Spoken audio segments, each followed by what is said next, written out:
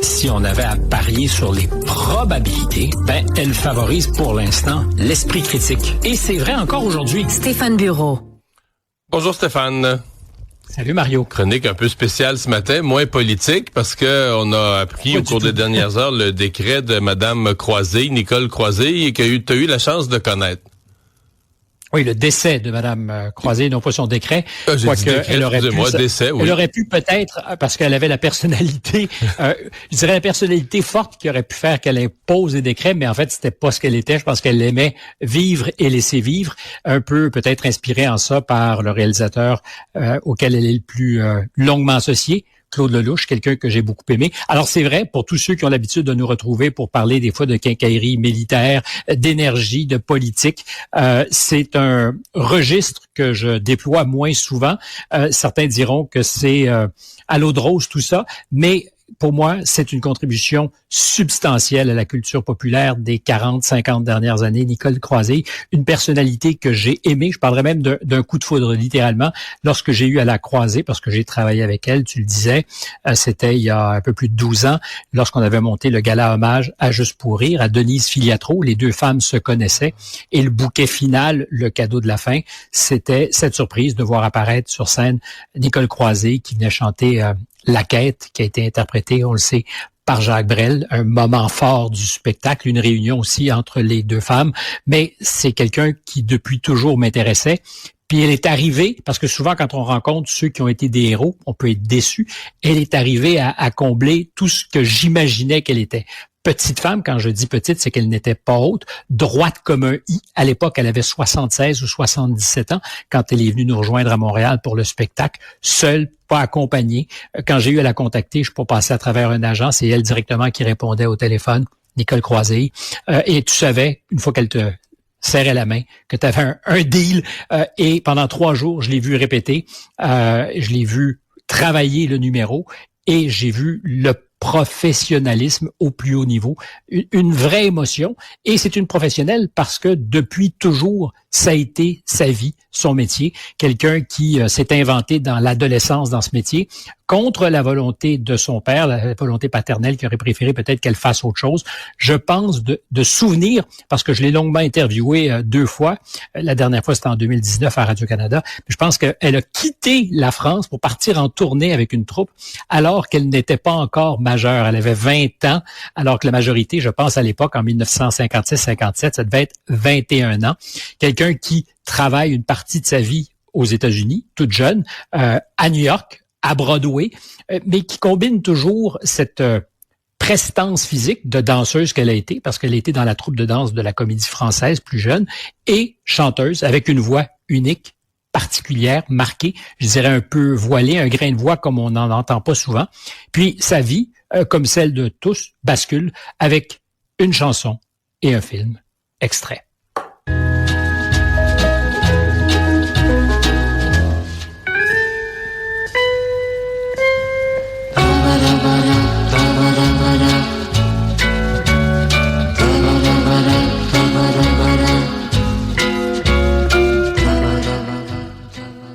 Alors, c'est pas le Shabadabada. C'est ça. C'est Dabadabada. Oui. On entend Pierre Barroux à côté d'elle. Et si on a à parler d'un trio qui, au cinéma français, la nouvelle vague s'inventait, Claude Lelouch était un peu en marge, Pierre Barroux, Francis Lay et Claude Lelouch.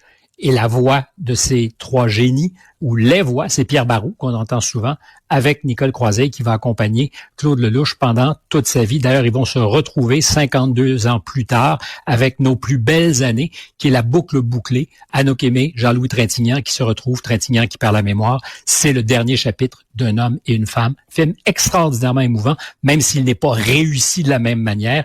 Aujourd'hui, Lelouch disait de Nicole Croisé, sa voix si singulière était le souffle de mes films, la musique de mes émotions, et des miennes d'ailleurs aussi. Ensemble, nous avons créé des instants d'éternité. Je pense qu'il avait parfaitement raison. Son timbre unique donnait la vie aux images. Je te fais entendre encore une fois Pierre Barroux et Nicole Croisé. On est dans le cinéma de Claude Lelouch, 1969. J'achète.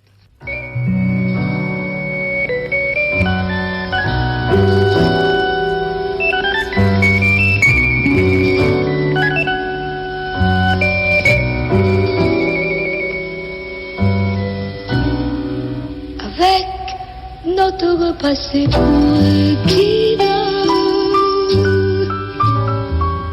On se devrait d'être lucide, mais notre méfiance est à bout. L'amour est bien plus fort que nous. Tu as utilisé l'expression tout à l'heure de la culture populaire. Et c'est parce que c'est, pour moi, l'incarnation de ce qu'est la culture populaire. Elle réunit le haut et le bas. C'est le cinéma qui parle à tout le monde, qui ne regarde personne d'en haut. C'est le cinéma, évidemment, de Claude Lelouch. Évidemment, une écriture aussi, avec notre passé pour guide. On se devrait d'être lucide. L'amour, ça fonctionne pas toujours comme ça. C'est une culture populaire aussi parce qu'elle a été chanteuse populaire en dehors du cinéma de Claude Lelouch, avec de très gros tubes dans les années 70. Alors là, évidemment, on est plus à l'eau de rose. Elle a chanté l'amour, elle l'a chanté sans aucun complexe. C'est des formidables chansons qui me ramènent à mon enfance, à ce que ma mère, entre autres, écoutait. Je te propose Parlez-moi de lui. Puisque là-bas vous êtes ses amis, asseyez-vous et parlez-moi de lui. Il voulait voyager du sud au nord, et pour qu'il soit heureux, j'étais d'accord. Parlez-moi de lui. Il n'a pas écrit. A-t-il enfin trouvé la joie, la liberté? Parlez-moi de lui. Il vous parle de toi. Comment va sa vie? J'adore les arrangements et, encore une fois, cette voix unique, particulière. Il faut voir que pendant les années, ou ces années, particulièrement les années 70, où elle cartonne très fort, elle continue toujours sa collaboration avec Claude Lelouch. C'est une collaboration qui est inscrite dans le parcours de leurs deux vies. C'est pour ça, aujourd'hui, je pense que Claude Lelouch était si ému en soulignant le départ de Nicole Croisille. Elle a chanté dans Les uns les autres, tu t'en souviens peut-être, un film qui, au Québec, avait eu un retentissement extraordinaire, dans L'itinéraire d'un enfant gâté, avec Jean-Paul Belmondo, et comme je le disais tout à l'heure, jusqu'à la toute fin, nos plus belles années. Puis probablement que le plus grand succès, toute catégorie de Nicole Croisille, personne n'a été insensible. Pour certains, on déteste souverainement parce qu'on l'a peut-être trop entendu. Pour d'autres, c'est des souvenirs des années 70, comme pour moi. Et c'est une chanson qui marque durablement. C'est un verre d'oreille. Alors, c'est un service que j'espère rendre pour ceux qui entendront l'extrait ce matin. Sinon, vous allez avoir à vivre avec. On y va.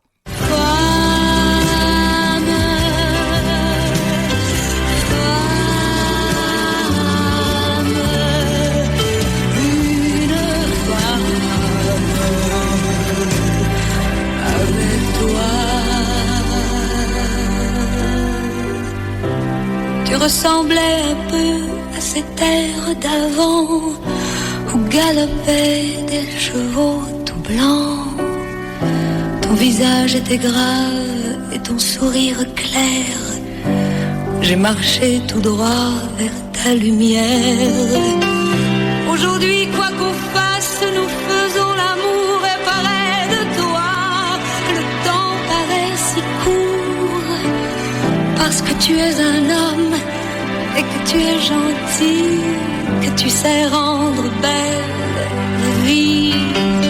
Toi, tu es gai comme un Italien quand tu le sais qu'il aura de l'amour et du vin. C'est toujours comme la première fois quand je suis enfin devenue femme. C'était Stéphane, une Parisienne, hein? Parisienne de naissance. Absolument, qui a passé sa vie à Paris, qui jusqu'à la fin, et ça aussi c'est inspirant, moi j'ai déjeuné avec elle il y a 4 ans, elle était encore au théâtre sur les planches parce que c'était une actrice, elle n'a jamais renoncé une féministe sans l'ombre d'un doute qui s'est construite à la force des bras, qui justement dans l'entretien dont je parlais tout à l'heure me disait « J'ai été une aventurière », se rappelant ses souvenirs de jeunesse quand elle était partie en Amérique et en Amérique du Sud. Mais la différence entre un homme et une femme, c'est la peur du viol.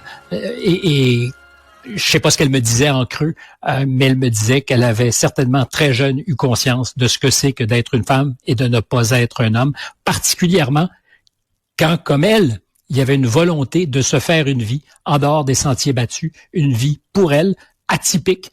On ne connaît pas bien ses amours.